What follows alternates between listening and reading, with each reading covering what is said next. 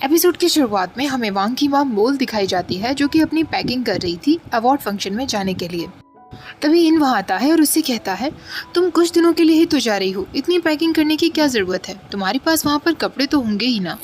मोल कहती है, मुझे अपने कपड़े पैक करने में ज़्यादा टाइम नहीं लग रहा, बल्कि मुझे अपने स्किन केयर प्रोडक्ट्स पैक करने में ज़्यादा टाइम लग रहा है। अब मैं यंग नहीं रही हूँ मुझे सुंदर दिखने के लिए प्रोडक्ट्स यूज़ करने पड़ते हैं, स्किन केयर करना पड़ता है। वैसे वांग कहाँ है, क्या वो सो गया? तो इन उससे कहता है, मुझे नहीं लगता वो अभी सोया होगा। अब मोल उससे कहती है, तुम्हें वांग कैसा लगता है, उससे बात करके तुम्हें क्या लगा, उसके दिमाग में क्या है? इन कहता है, वो बहुत स्मार्ट है पर उसके दिमाग में कुछ ना कुछ तो है, किसी बात से तो वो अपसेट है जो कभी भी फट सकता है। तो वांग की माँ कहती है, तुमने बिल्कुल सही पकड़ा, मुझे समझ नहीं आता कि वो अभी से अपनी लाइफ से इतना अपसेट क्यों रहता है। उसकी लाइफ में तो ऐसा कुछ हुआ भी नहीं जो मेरी लाइफ में हुआ। मेरी लाइफ में कितना कुछ हुआ, फिर भी मैं सब कुछ भूलकर आगे बढ़ चुकी हूँ। इन कहता है, क्योंकि वो अलग है। जहाँ हम अपनी पास्ट की बातों से अनुभव लेकर अपने प्रेजेंट में जीना चाहते हैं, वहीं वो प्रेजेंट और फ्यूचर के बारे में ज़्यादा सोचता है। मोल कहती है, मुझे लगता है तुम वांग को मुझसे ज़्यादा अच्छे से समझते हो, क्योंकि तुमने अपनी लाइफ में इस तरीके के स्टूडेंट्स देखे होंगे और उनके साथ डील किया होगा। तो इन कहता है, मैंने तो ऐसे स्टूडेंट्स देखे हैं जिनकी कंडीशन और भी ज़्यादा वर्स थी। कुछ स्टूडेंट्स तो ऐसे थे जो इस बात पर अपसेट हो जाते थे जो भी कुछ कंट्री में चल रहा था, और तो और कुछ तो बहुत डिप्रेशन में चले गए थे। मोल कहती है, पर वांग की अभी उम्र नहीं है ये सब बारे में सोचने की। वो कैसे दुनिया को बदलने के बारे में सोच सकता है जब वो इतना स्ट्रांग है ही नहीं। वो छोटी छोटी बातों पर तो अपसेट हो जाता है। इन कहता है, शायद वो स्ट्रांग इसलिए नहीं है क्योंकि हम उसे स्ट्रांग बनने नहीं दे रहे। वो स्ट्रांग है या नहीं इस बात का पता हम तब तक नहीं लगा सकते जब तक हम उसे सच्चाई का सामना नहीं करने देते। मोल कहती है, मुझे पता है कि सच्चाई कड़वी है, इसलिए मैं नहीं चाहती कि वो सच्चाई का सामना करे। अब मोल उससे कहती है, मुझे लगता है वांग तुम्हें काफ़ी पसंद करता है। बचपन में जब मैंने उसे तुम्हारी फोटोग्राफ दिखाई थी तो वो हमेशा से तुम्हारी बातें ही करता रहता था और तुम्हारे बारे में पूछता रहता था। मैंने उसे सिर्फ इतना बताया था कि तुम उसके डैड के जूनियर थे और बेस्ट फ्रेंड थे। मैं तुम्हारे बारे में उसे और भी कुछ बताना चाहती थी, पर मुझे हर बार उसके डैड का जिक्र करना पड़ता जो मैं नहीं चाहती थी। वो मुझसे ज़्यादा अपने डैड से प्यार करता है। इन उससे कहता है, तुम गलत सोचती हो, मैं श्योर हूँ कि वो तुम्हें बहुत प्यार करता है। तुम और वांग माँ बेटे का एक क्यूटेस्ट पेयर हो। तुम ऐसा इसलिए कहती रहती हो क्योंकि तुम्हें शायद डर है कि वो तुमसे प्यार नहीं करेगा। तभी वांग वहाँ आ जाता है और उनकी सारी बातें सुन रहा होता है। मोल कहती है, तुम्हें ये लगता होगा ना कि मैं प्यार के लिए भूखी हूँ। ये बात बिल्कुल सच है, यही रीज़न है जो मैं इतना ज़्यादा ड्रिंक भी करती हूँ, पर उससे भी मेरी क्रेविंग्स कम नहीं होती। क्या तुम्हें ऐसा फील नहीं होता? क्या तुम्हें प्यार के लिए क्रेविंग्स नहीं होती? इन कहता है, प्यार कोई ऐसी चीज़ नहीं है जिसके लिए भूख हो। हम दूर से ही प्यार को धीरे धीरे बढ़ता हुआ देख सकते हैं। मोल कहती है, पर तुम ऐसा कब तक करोगे? ऐसा नहीं है कि तुम्हें प्यार की भूख नहीं है, बल्कि सच तो ये है कि तुम प्यार करने से डरते हो। इन कहता है, हाँ शायद, क्योंकि प्यार एक बहुत स्कैरी चीज़ हो सकती है अगर तुम इसके साथ केयरफुल ना हो तो, और ये मुझसे ज़्यादा तुम अच्छे से समझ सकती हो। ये सुनकर मोल कहती है, तुम बिल्कुल नहीं बदले हो, अपने मीठे शब्दों में ही ऐसी बातें बोल देते हो जो दिल को चुभ जाती हैं। तो इन कहता है, मुझे माफ़ कर दो, मेरे कहने का वो मतलब नहीं था। मोल कहती है, तुम्हें माफ़ी मांगने की कोई ज़रूरत नहीं है, वैसे भी तुम गलत नहीं हो। इन फिर भी उससे माफ़ी मांगता है तो मोल उसके मुंह पर हाथ रखते हुए प्यार से कहती है, इन कितना समय बीत चुका है ना जब मैंने तुम्हें इस तरह प्यार से बुलाया है।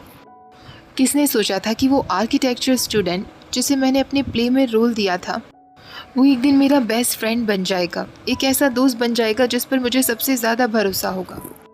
तुम्हें याद है मैं कैसे तुम्हारे आगे पीछे घूमती रहती थी, इन ये कर दो, इन प्लीज़ ये कर दो, पर तुम्हें अंदाज़ा भी नहीं था कि मैं सिर्फ तुम्हारा इस्तेमाल कर रही हूँ उस इंसान तक पहुँचने के लिए जिससे मैं प्यार करने लगी थी। तुम्हें याद है मैंने तुमसे कहा था, इन मैं उसे बहुत पसंद करती हूँ, मैं उसके बिना नहीं जी सकती।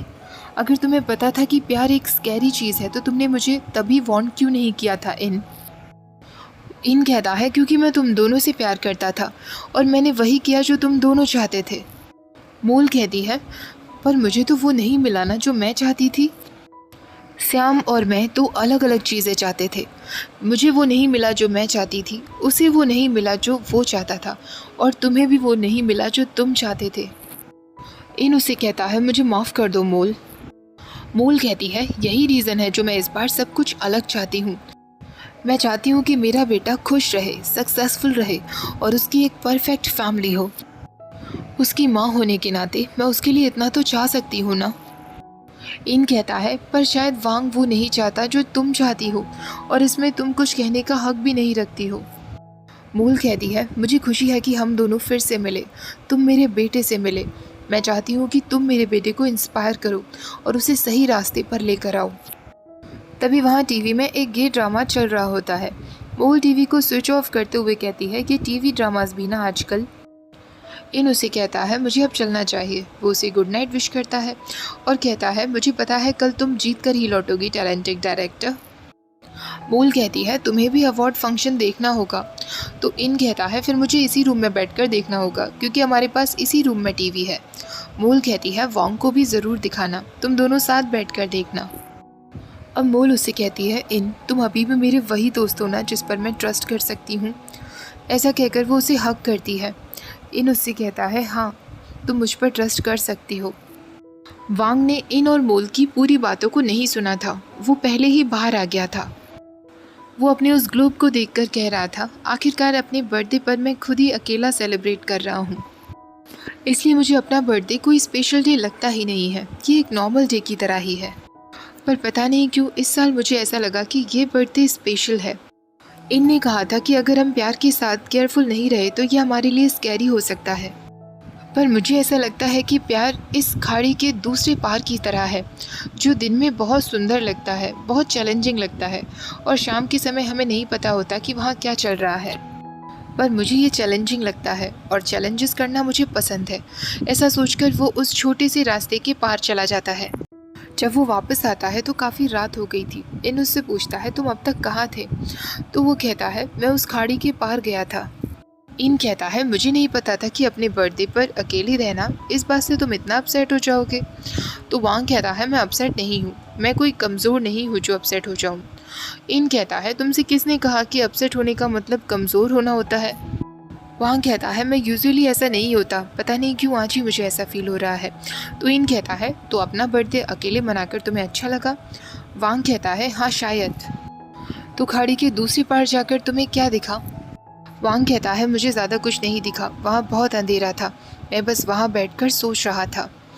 इन कहता है तो तुमने क्या सोचा, क्या तुम्हें अपने बारे में कुछ पता चला? वांग कहता है हाँ मुझे पता चला कि मुझे चैलेंजिंग चीज़ें करना बहुत पसंद है। इन कहता है इतनी रात के समय तुम्हें वहाँ नहीं जाना चाहिए था। तो वांग कहता है क्या कल सुबह आप मेरे साथ वहाँ चलेंगे? इन कहता है मुझे लगता है तुम्हें चैलेंजेस करना पसंद नहीं बल्कि लोगों को चैलेंजेस देना पसंद है। इन उठकर जाने लगता है तो वांग कहता है आप दोनों डैड के बारे में बात करने से इतना डरते क्यों हैं? इन कहता है क्योंकि हम दोनों ने उस इंसान को खो दिया जिससे हम बहुत प्यार करते थे और हमने एक्सपेक्ट भी नहीं किया था कि वो हमें इस तरह छोड़कर चला जाएगा। वांग कहता है मैं बस जानना चाहता हूँ कि मेरे डैड की डेथ कैसे हुई? इन रोने लगता है और उससे कहता है तुम इसीलिए यहाँ आए थे ना? शायद कल हम दोनों को साथ साथ खाड़ी के उस पार चलना चाहिए। अगली सुबह वांग की माँ के जाने का समय आ जाता है। वो इनसे कहती है तुम्हें मुझे एयरपोर्ट तक ड्रॉप करने की ज़रूरत नहीं है, मैं चली जाऊँगी। इन वांग से कहता है वांग तुम अपनी माँ के साथ क्यों नहीं जा रहे हो? तो मोल कहती है उसे यही रहने दो और यहाँ की ब्यूटी को एंजॉय करने दो। जब मैं अवार्ड लेकर वापस आऊँगी तो हम तीनों साथ मिलकर सेलिब्रेट करेंगे। वांग क्या तुम अपनी मॉम के लिए प्रेयर नहीं करोगे? तो वांग हाथ जोड़ते हुए कहता है मैं सारी देवी देवताओं की पूजा करता हूँ कि मेरी मॉम को वो अवार्ड जितवा दें। ये देखकर मोल हंसते हुए कहती है इन मैं तुम्हारी बहुत आभारी रहूँगी अगर तुम कुछ ऐसा कर दो जिससे मेरा बेटा नॉर्मल हो जाए। मोल के जाने के बाद अब इन और वांग अकेले रह गए थे। वांग मन में सोच रहा था मुझे ऐसा लग रहा है जैसे इस पूरी दुनिया में अब हम दोनों के अलावा और कोई नहीं है। इन वांग से कहता है अगर तुम बोर हो रहे हो तो तुम सिटी एक्सप्लोर करने के लिए जा सकते हो। वांग कहता है नहीं मैं यहीं रहना चाहता हूँ। वो इनके पीछे पीछे घूमते हुए सोचने लगता है कि मेरे लिए एक मौका है इनके बारे में और भी ज़्यादा करीब से जानने का। वो इनकी बुक्स को चेक करते हुए कहता है तुम्हारी सारी बुक्स पढ़ने में इतनी हार्ड क्यों हैं? इन कहता है दरअसल आजकल लोगों ने रीड करना छोड़ दिया है, इसलिए जब भी वो बुक्स देखते हैं तो वो उन्हें हार्ड ही लगती हैं। इस बात पर वांग कहता है मुझे तो लगता है इन बुक्स से ज़्यादा तुम्हें रीड कर पाना हार्ड है। इन कहता है क्या तुम जानते हो लोग क्या रीड करते हैं, इस बात से हम उनके बारे में बहुत कुछ पता लगा सकते हैं। अब वांग उसकी रूम में लगी पेंटिंग के बारे में पूछता है तो इन कहता है ये एक एब्स्ट्रैक्ट पेंटिंग है जिसमें शब्द नहीं होते, इसे सिर्फ फील किया जा सकता है। वांग सोच रहा था शायद मेरी फीलिंग्स भी इनके लिए उसी एब्स्ट्रैक्ट पेंटिंग की तरह है जिन्हें बयान नहीं किया जा सकता, बस फील किया जा सकता है। इनको लेकर मुझे ये फीलिंग्स कब होने लगी मुझे खुद पता नहीं चला। शुरुआत में मैं बस उनसे इसलिए मिलना चाहता था क्योंकि मैं डैड के बारे में जानना चाहता था, पर अब जब मैं यहाँ हूँ तो मैं उनके बारे में बहुत कुछ जानना चाहता हूँ। दोनों साथ में थे तभी वांग कहता है आपको लाइन बहुत पसंद है ना, क्योंकि ये बाद में जाकर ब्रिज या फिर वॉल बन जाती हैं। ये सुनकर इन कहता है क्या तुम लिखने का काम भी करते हो, तुम्हारी बातों से ऐसा लगता है कि तुम फिलोसोफर बन सकते हो। वांग कहता है बचपन में मैंने एक ऐसे लिखा था जो कि 180 लॉन्गिट्यूड को क्रॉस करने के बारे में था। तो इन उससे पूछता है क्या तुम क्रॉस कर चुके हो। वांग कहता है मैं कभी इस कंट्री को छोड़कर गया भी नहीं, वो सब मैंने अपनी इमेजिनेशन से लिखा था। वो ऐसे दो लोगों के ग्रुप के बीच में कॉन्फ्लिक्ट को लेकर था, एक ग्रुप जो कि पास्ट में रहता था और दूसरा ग्रुप जो प्रेजेंट को लेकर सोचता था। उन दोनों ही ग्रुप्स के बीच में एक लाइन थी जो उन्हें दूर रखे हुए थी।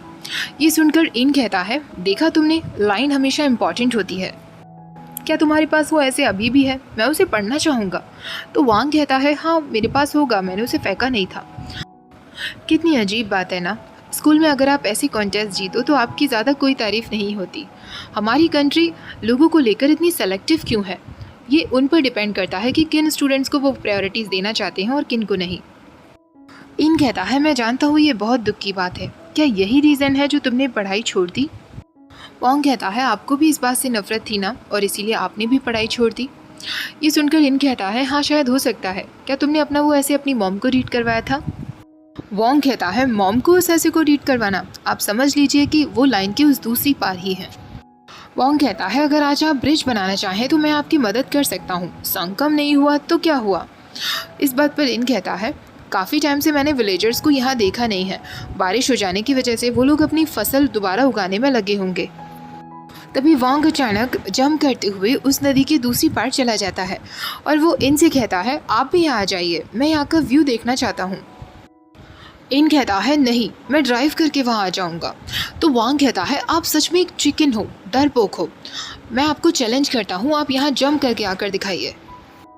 वो जानबूझकर इनको चिढ़ाने लगता है, ऐसा कहकर कि आप अपनी कंफर्ट जोन से बाहर नहीं आना चाह रहे हैं। इनको गुस्सा आता है और वो भी जंप करते हुए वहाँ चला जाता है। जंप करते हुए उसका पैर फिसलता है पर वांग उसे संभाल लेता है। वांग उससे कहता है welcome to the dangerous side in. वो दोनों साथ में उस जगह को विजिट करने के लिए निकल जाते हैं। हाईएस्ट पॉइंट पर आकर वांग कहता है 99.34 का लॉन्गिट्यूड उस दिशा में होगा, हम तुम्हारे घर से यहाँ कुछ मिनटों की आर्क की दूरी पर ही हैं। इन पूछता है क्या तुम बता सकती हो कि तुम्हारी माँ किस डायरेक्शन में होंगी। वांग कहता है शायद वो नॉर्थ के 13 डिग्री लैटिट्यूड तक पहुँच चुकी होंगी। ये सुनकर इन कहता है वांग तुम तो बहुत टैलेंटेड हो।